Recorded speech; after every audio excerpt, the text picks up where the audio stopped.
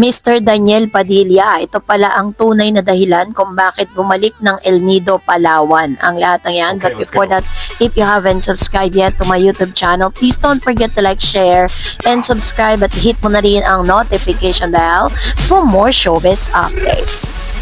Bago tayo of course magpatuloy sa ating updates for today's video, nais ko pong pasalamatan kayo for always watching and trusting this channel. Thank you so much sa inyong laging panonood at palagi ang pagsubaybay sa mga updates po natin. Maraming salamat po.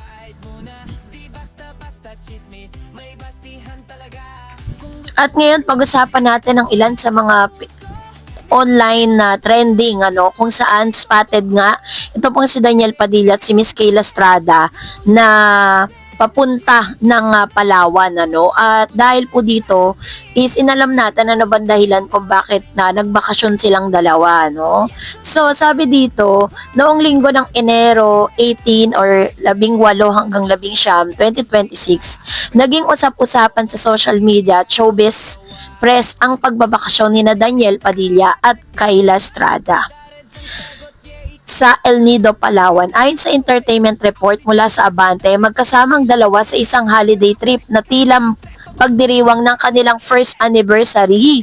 So isang taon na pala silang dalawa kung tutuusin Sabi diyan, first anniversary trip or holiday trip na tila pinagdiriwang ang kanilang first anniversary sa seryeng Incognito, isang primetime action drama series kung saan kapwa sila ang bida.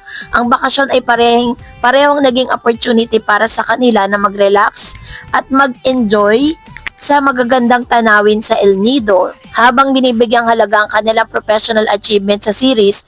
Ngunit ang mas malaking usapan, ito ang tila soft launch or public hint na isang mas seryosong relasyon sa pagitan ni Daniel at Kayla, bagay na matagal nang pinag-uusapan ng fans at showbiz scene. So yung kanilang bakasyon ngayon, ito po isa sa mga confirmation na kahit hindi po nila sabihin sa publiko, talagang confirm, 'di ba? Ayon po sa Abante article, nagpunta sina Daniel Padilla at Kayla Estrada sa El Nido nitong weekend at halos hindi na mapaghiwalay ang dalawa sa biyahe. Ito raw ay pagdiriwang ng first anniversary ng kanilang serye ng Incognito kung saan nagsimula ang kanilang pagiging malapit.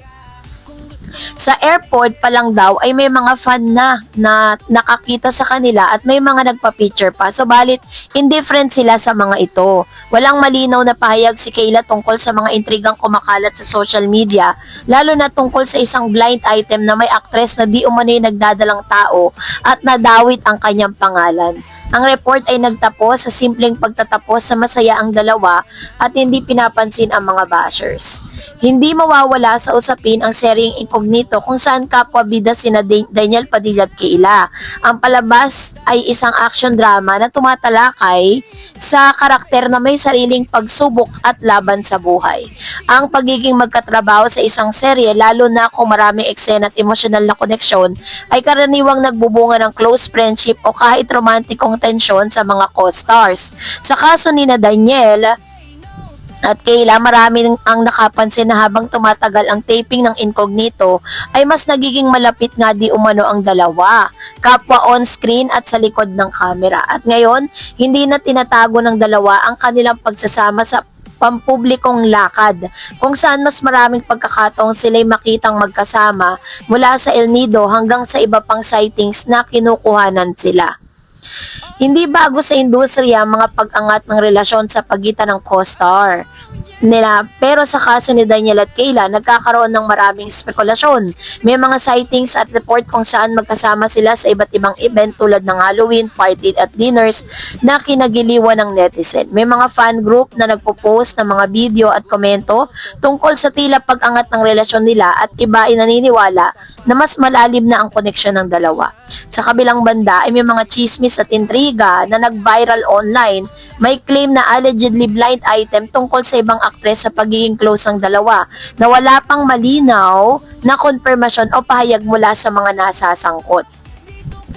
Hindi rin bago na ang mga haka-haka tungkol kay Daniel pagdating sa love life niya. Sa isang previous interview, sinabi niya na hindi niya gustong gawing showbiz ang usapin ng relasyon niya at kailangang hayaang mangyari ang mga bagay sa tamang oras. Ang pahayag na just let it be, wag mo nang i-pressure ang mga fans o media sa pagsagot sa chismis ay nagpapakita ng mas pribadong posisyon ng posisyon ng aktor ukol sa kanyang personal na buhay. Ito ay nagpapahiwatig na kahit may nakakita ang publiko, mas gusto niyang unahin ang pagiging natural at hindi pilitan ang isang label o declaration kung hindi pa siya handa. Sa ibang pagkakataon, sinabi rin niya na mas gusto niyang mag-focus muna sa trabaho at mga bagay na may mas malalim na kahulugan sa kanya kaysa sa spotlight ng romantikong drama. Isang pahayag na nagbigay linaw kung bakit minsan tahimik siya tungkol sa mga usaping relasyon.